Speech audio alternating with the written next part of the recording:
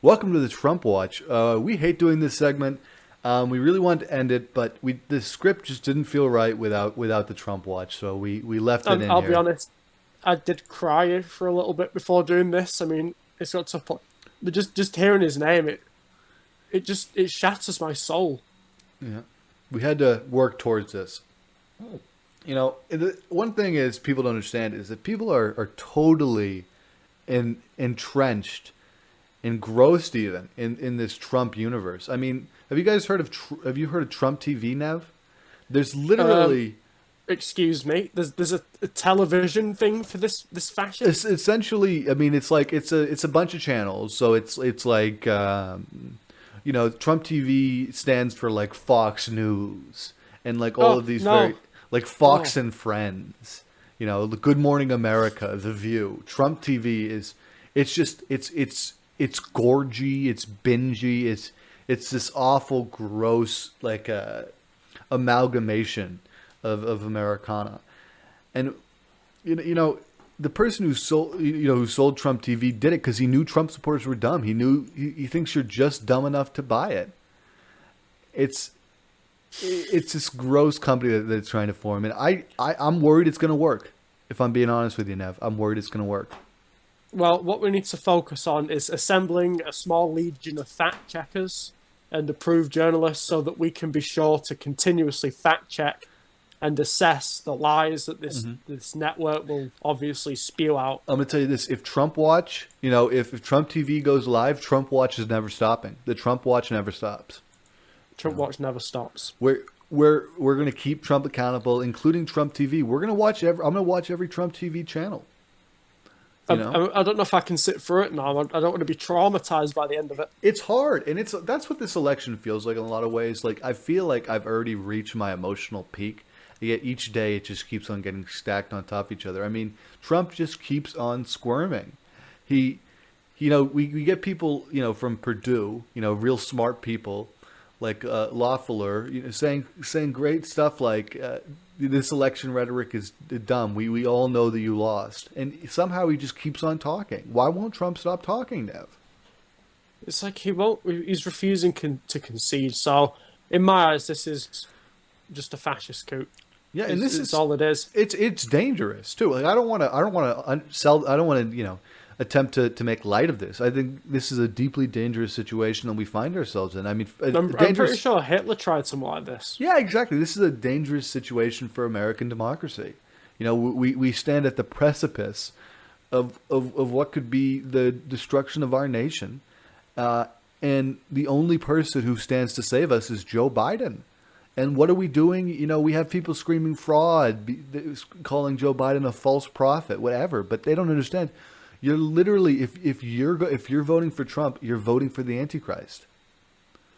Exactly. I This, mean, you're essentially voting for something even worse than Satan, probably. yeah, I mean, this is such a spiritual battle at this point. Like the point at which this was political up until 3 weeks ago.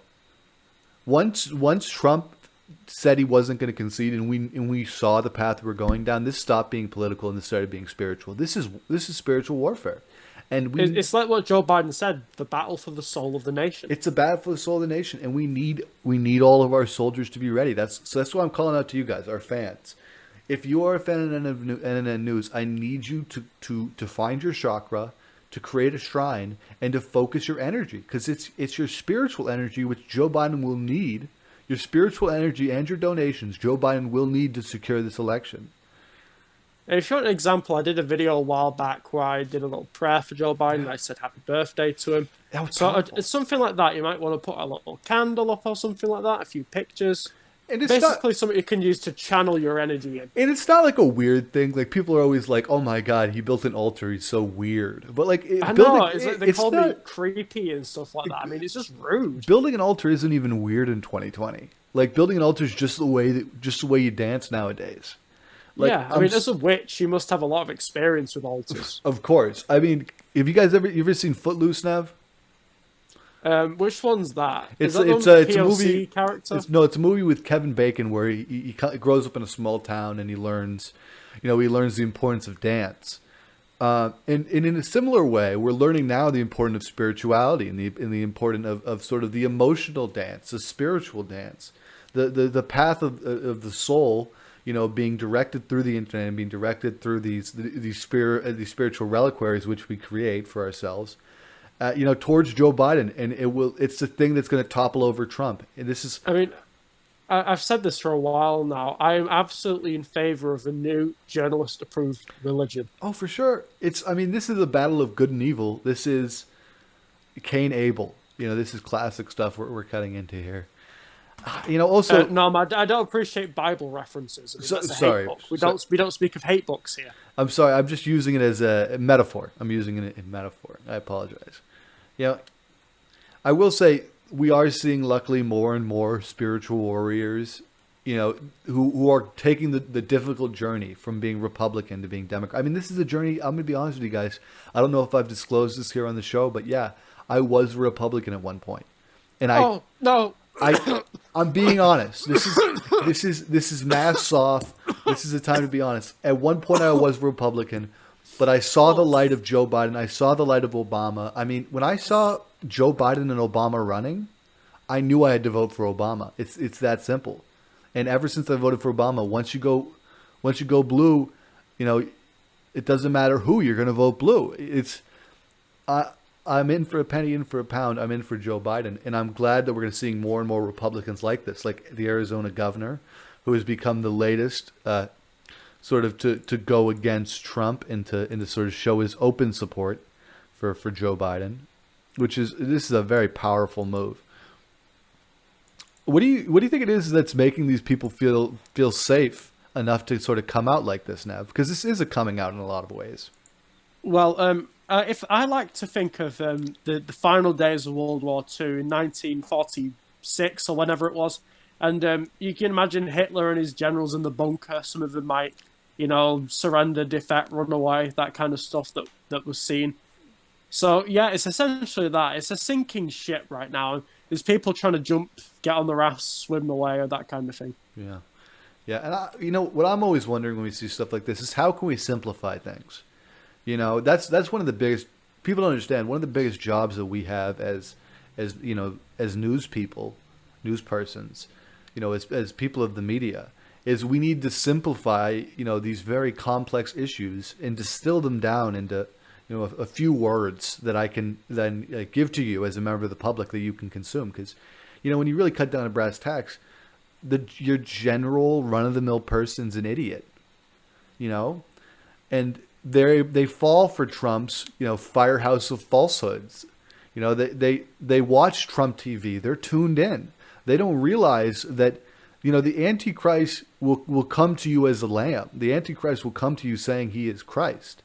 What has God Emperor done except for make himself out to be Christ? Unlike Joe Biden, who has made absolutely no, mention of his Christly nature, but rather he just has it. It's grace. It's innate. It's not something that you can't fabricate grace, with somebody like Joe Biden. It's just natural.